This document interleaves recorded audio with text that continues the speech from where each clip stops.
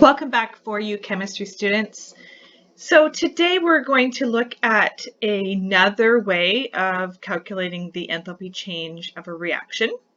So far you've looked at experimentally using a calorimeter. Of course we haven't been able to do that since we haven't been in the lab. Then we have looked at bond energies, so taking the difference between reactant and product bond energies to figure out the enthalpy change of the reaction. We also looked at Hess's law, and this is kind of the second version of Hess's law we're going to do right now. What we looked at previously was if you have a target reaction, you could rearrange different equations that you would be provided with or could look up. And if you could make the target reaction, then you could simply add up those enthalpy changes, and that would be equivalent to the reaction you were interested in. Now, today we're going to do a variation of that. The equations that you were using previously to rearrange to get your target reaction were actually called formation equations, kind of like synthesis reactions. So they are always the same in terms of it's always to make a compound. Okay, so here's an example, and this is always going to be a compound that you've made or formed. It's always going to be for 1 mole. So, I mean, obviously when we balance equations, we don't actually write the 1, but it's always for 1 mole of that. And if you're making a compound, you're going to be making it from elements. So here we have 2 elements, and I'm just going to put E for element here. And that is always what you're going to see with the reactions that you've been rearranging so far, is that it's some elements making a compound. Now, very important about the elements, they have to be in what is called their standard state. So standard atmospheric temperature and pressure. So calcium exists as a solid at room temperature, basically. Oxygen is a gas. And then the compound, calcium oxide, that you would be interested in happens to be a solid as well. So experimentally, these have all been worked out. And there are enthalpy values for forming a whole bunch of different compounds. And you can look them up on the internet in lots of different textbooks. In our textbook, it's on page 799. So this particular reaction is exothermic because it's negative. And because it's always making 1 mole, you'll notice that the enthalpy value is expressed in kilojoules per mole because it's to form 1 mole of your product always. Okay. Now, occasionally you'll be looking up values for different entities that are in a reaction, and some of them might be an element. Now, if you're making an element from the element, literally you're doing nothing, and as a result, you're going to have 0 kilojoules per mole. So there's not going to be any energy released or required. So in our textbook, if you look that up on page 799 to 780, if you find potassium in the solid form, that's how it exists naturally at standard atmospheric temperature and pressure. So if you were to form it, you're doing nothing, and you'll see that it says 0 kilojoules per mole. However, in that chart, you can also find potassium in the liquid form. And in that case, we've melted the solid, and that takes some energy. So if you look, you'll see that the value there is actually 2.3 kilojoules per mole. Okay. All right. So when we are using these values, essentially what you're doing is just making a shortcut from rearranging the reactions.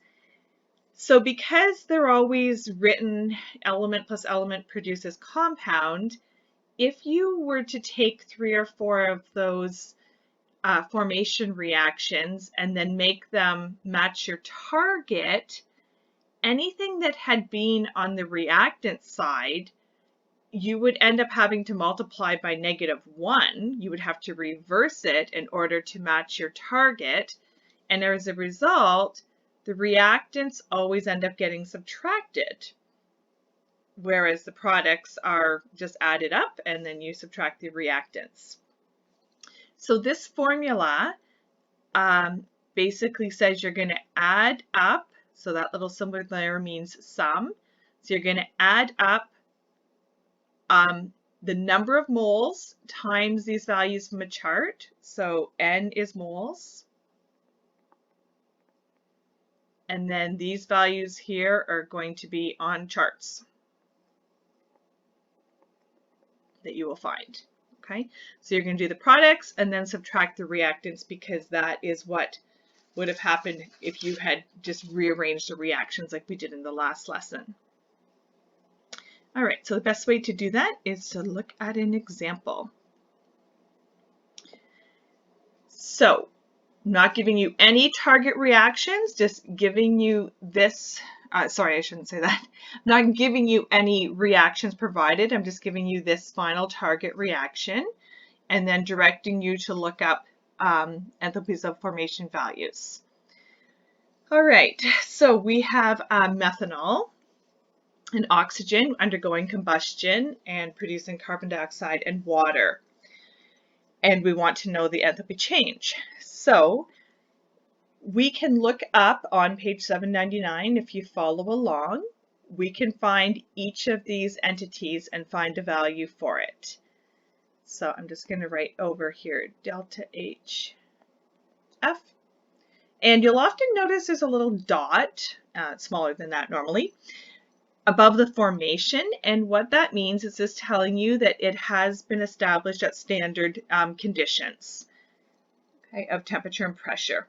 So if you find methanol, the value is -239.1, and these are all in kilojoules per mole. Now here's oxygen gas. You could search and search for it. I don't even know if it's in the chart offhand, but I do know that because oxygen's an element and at room temperature and pressure it occurs as a gas, that it takes no energy to make that, or no energy is released, so it's just going to be 0. So you'll get that you just know not to bother looking up an element as long as it's in the state that it would occur at. Okay, carbon dioxide, the value is -393.5 kilojoules per mole.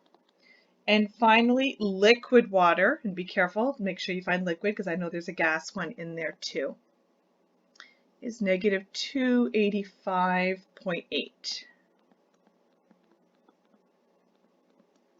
Okay, so once you've got those values, we're going to use this formula, which I'm just going to rewrite. So the enthalpy change is going to be the sum of the moles times the enthalpy of formations of all of our products, and then we're going to subtract the sum of the moles times the enthalpy of formation of all of our reactants. Okay, so at this point, this is where we're going to worry about, you know, the 2 moles, the 3 moles, the 2, the 4, because these were just values per mole. Okay, so just to get organized, because I know it's tempting to just start on this side, but obviously it's products, so we want to start over here. So we're really going to be doing the sum of 2 carbon dioxides plus 4 waters, and then we're going to minus the sum of 2 methanols, and I guess technically 3 oxygens, even though we can see that that is absolutely 0. All right, so carbon dioxide, there is 2 moles of it. So 2 moles multiplied by the negative 393.5 kilojoules per mole.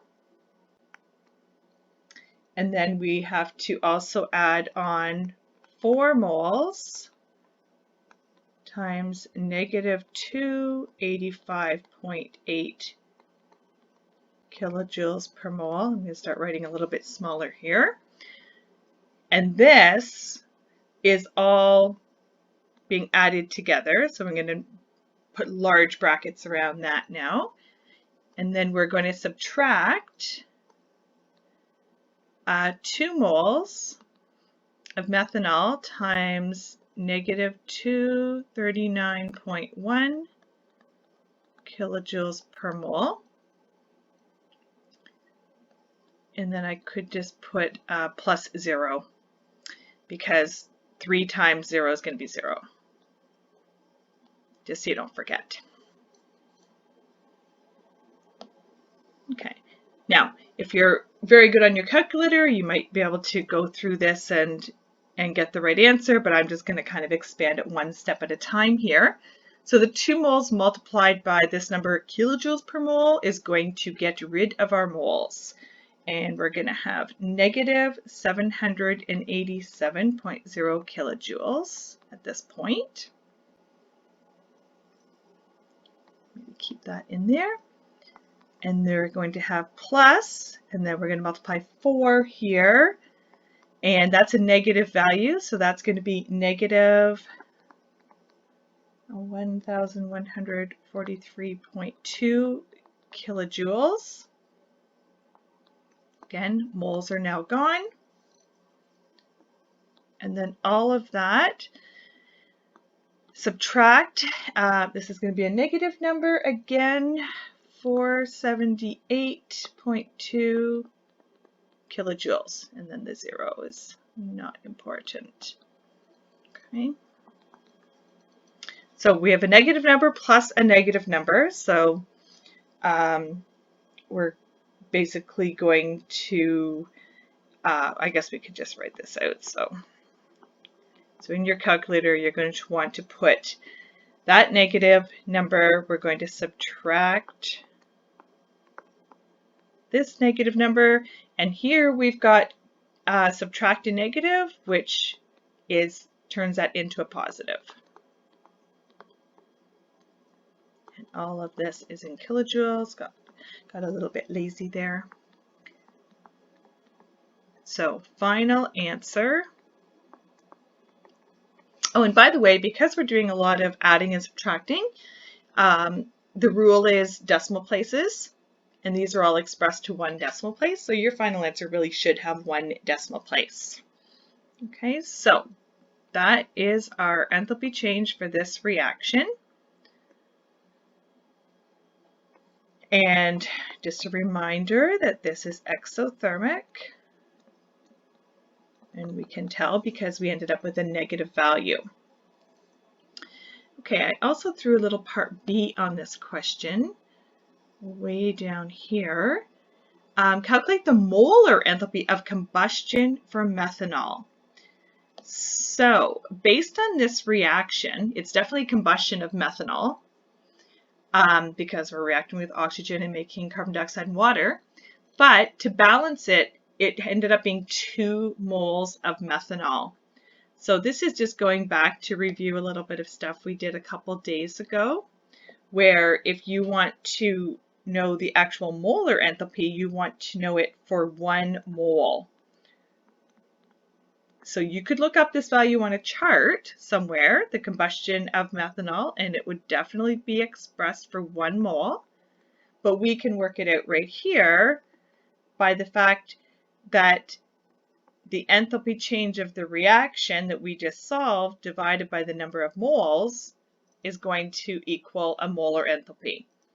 So previously we had written this formula like this, delta H equals N times delta HX, if you remember that formula. So that is what I have just rearranged here.